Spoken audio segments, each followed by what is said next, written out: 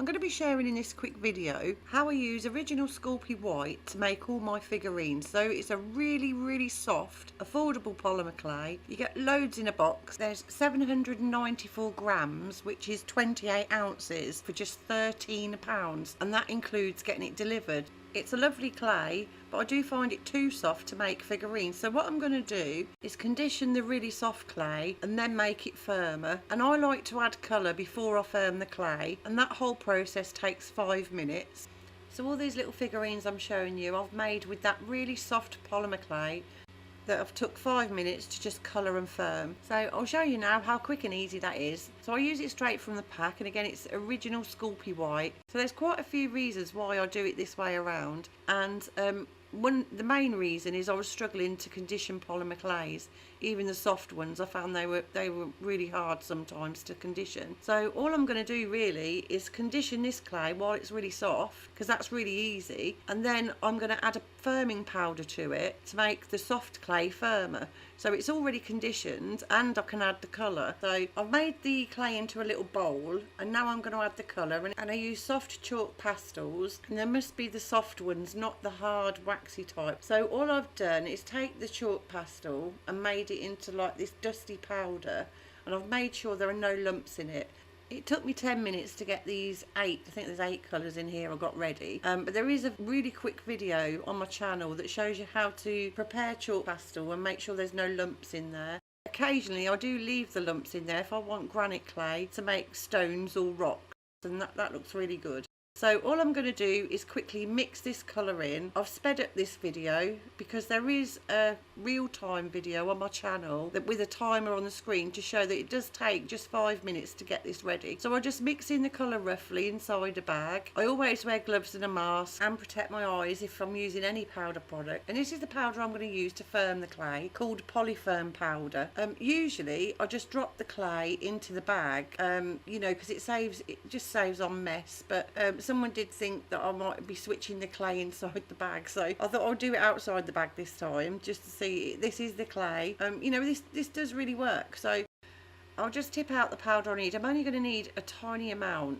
I mean, literally dustings of this powder is going to change the consistency so it's nice and firm. So I've got the colour mixed in roughly, and all I'm going to do is lay it in the powder. I want just a tiny dusting. You don't want too much powder. That's why dropping it in the bag is really good, because it just picks up the amount it needs, and I'll usually give it a good shake, and then just start mixing it. And really that's all I do. I'll just repeat that step until it's firm. I've never used more than 3 dustings. I've never needed more than 3, even with really big chunks of clay. And really that's all there is to it. Just, if you want colour, you can colour it and then just firm it, and literally in 5 minutes it's ready to go. And the other great thing about this clay is when it is all mixed together, you don't get fingerprints or dust or anything like that. So that's 5 minutes. This clay is all ready now. It's lovely and firm. It's all conditioned, and I can sit and make a little hedgehog. So I've had a quick clear up, and I've split the clay into 2 because I'm not going to need all of that to make one little hedgehog. So I'll probably just store that little piece or make another little hedgehog. These are really cute and ever so easy to make. And I don't know if you can see on the screen, but honestly there's no fingerprints on it. It's really smooth. And it's so easy to work with once all that powder's mixed in it. I chose to do a hedgehog because I sectioned them off, you know, like as I'm doing now with a cocktail stick. But I wanted to show how you can really dig into this clay, and it does not budge. It doesn't squish. You know, sometimes when you're squashing one side, the other side's squashing. It just doesn't do that. It stays really firm. So this is all I do. I section him off and then just get some little scissors and snip down each section. I could really do with some smaller scissors really, but I've got so much craft stuff. I know I've got some somewhere, but it's finding this stuff. I never know when anything is. And that's it. That's the little hedgehog almost done. So easy to work with. I just give him some little eyes with poke him with a cocktail stick. For his nose and his eyes, I'll just use a black marker pen and just draw those on when he's all baked and cooled down. So I'll nip him off now, give him a quick bake. I'm going to bake him 110 for 45 minutes, and then I'll bring him back. So here he is, our super speedy hedgehog. I did use some metallic gold. I just rubbed that over his spikes, and I'd like to say I dry brushed it on with a brush, but I didn't. I used my finger. And I gave him some pink cheeks.